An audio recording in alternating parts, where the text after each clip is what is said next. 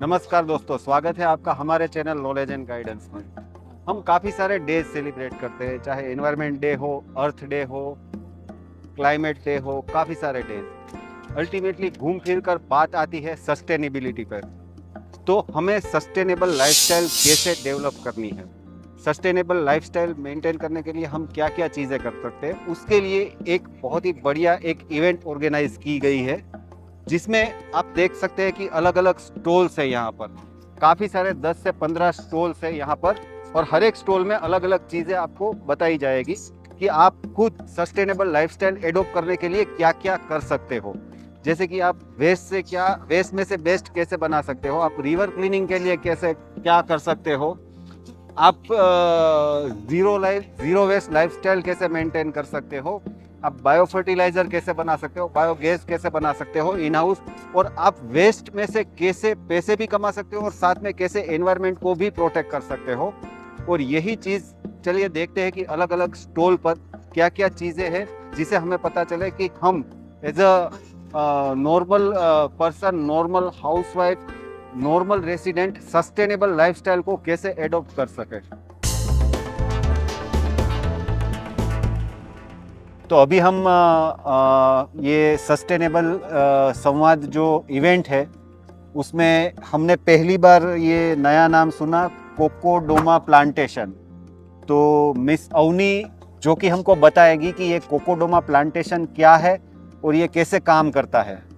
कोकोडोमा एक टेक्निक है, जो जापानीज टेक्निक है। उसके अंदर हम लोग प्लांटर फ्री प्लांट्स बना सकते हैं। आप सबको पता होगा कि प्लास्टिक के प्लांटर्स से प्लास्टिक पोल्यूशन होता है। टेराकोटा प्लांटर्स अगर यूज़ करते हैं, हमें लगता है कि हम मिट्टी के प्लांटर्स यूज़ कर रहे हैं तो वी आर इको फ्रेंडली, लेकिन वो बनाने के लिए बहुत ज़्यादा थर्मल पोल्यूशन क्रिएट करते हैं हम सब। तो this is what a coconut fibre, coconut का छिलका जो हम एक्चुअली फेंक देते हैं, लेकिन उससे ही हम एक प्लांटर क्रिएट कर सकते हैं जिसके अंदर हमारा प्लांट सर्वाइव भी कर सकता है, ऊपर से उसको न्यूट्रिशंस भी मिलेंगे उससे।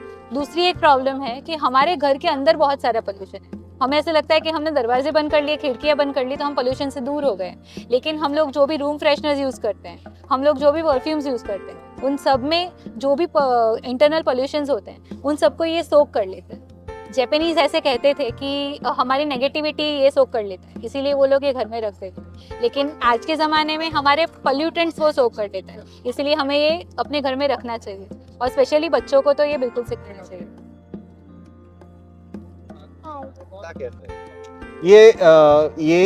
ये कोकोडोमा प्लांटेशन है। ये मतलब अभी तो हमारे पास रॉ मटेरियल सारा ख़त्म हो गया, क्योंकि बहुत ही सुपर डुपर हिट ये स्टॉल था। तो अवनी, आप हमें बताइए कि ये कैसे बनता है, और मतलब हमें घर में कोकोडोमा प्लांटेशन करना है तो हम कैसे कर सकते हैं। बिल्कुल ईजी है। आपको मिट्टी लेनी है, कोकोपीट लेना है, दोनों की समान मात्रा रखनी है, दोनों को मिक्स कर देना, पानी डाल के लड्डू बना देना उसका, मिट्टी का बॉल। फिर उस मिट्टी के बॉल को 2 पार्ट में डिवाइड कर लेना, कोई भी एक प्लांट लेके उसके रूट्स को बीच में रख के वो बॉल वापस बना लेना। अब उसको रैप करने के लिए जो कोकोनट फाइबर्स हमें मिले, उसको जैसे हम पेपर को रैप करते हैं वैसे रैप कर देना।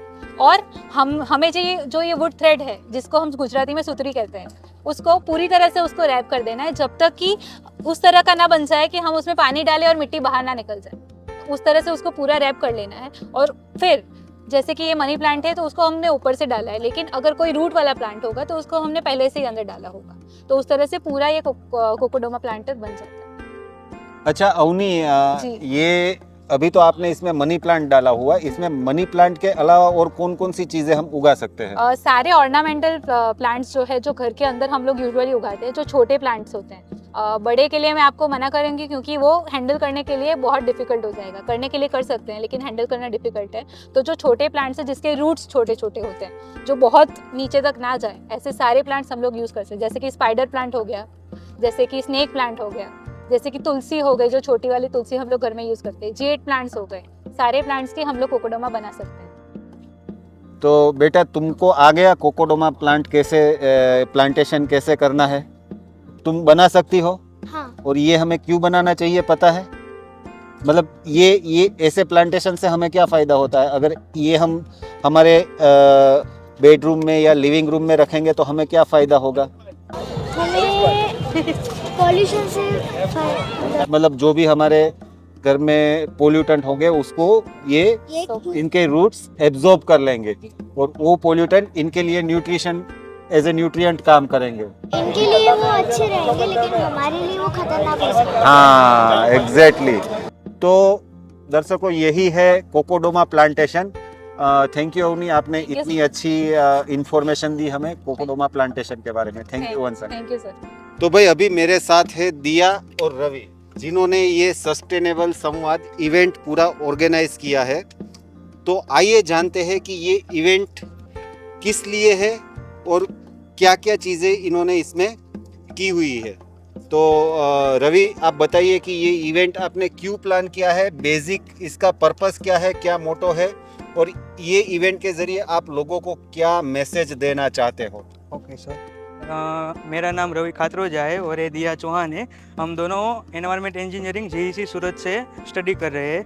बेसिकली हमारा ये मेन मोटो यही था कि हम एक ब्रिज बने। ब्रिज की मतलब यानी हम जो सस्टेनेबल पर जो ऑर्गेनाइजेशन वर्क कर रही है उसको हम पब्लिक के थ्रू सस्टेनेबिलिटी पर क्या हो रहा है ना वो हम बताना चाहते हैं।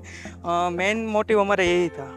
फॉर एग्जाम्पल जैसे प्रोजेक्ट सूरत है तो वो लोग हर सैटरडे संडे मेजरली संडे को क्लीन अप ड्राइव रखते हैं। तो बट एक्चुअली किसी को पता नहीं है, बट ये इवेंट के थ्रू हम सबको अवेयरनेस स्प्रेड कराना चाहते हैं।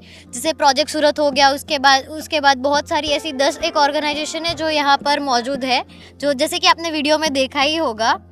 सो यही हमारा मेन मोटिवेशन है कि अगर हम 10% भी कुछ इम्प्रूवमेंट ला सके कम्युनिटी में हमारी, तो वो हमारे लिए बहुत बड़ा अचीवमेंट होगा। तो बेसिकली ये दोनों एनवायरनमेंट इंजीनियरिंग स्टूडेंट है, दोनों थर्ड ईयर में है और ये अभी से मतलब पब्लिक को अवेयर करना चाह रहे हैं कि पब्लिक कैसे सस्टेनेबल लाइफस्टाइल को चूज़ करे और सस्टेनेबल लाइफस्टाइल के लिए क्या क्या हम कर सकते हैं। उसके लिए 10-15 अलग अलग स्टॉल है, जैसे अपसाइक्लिंग क्या है, ज़ीरो वेस्ट लाइफस्टाइल क्या है, कैसे बीच क्लीनअप रिवर क्लीनअप के साथ जुड़ना है, ई वेस्ट क्या है,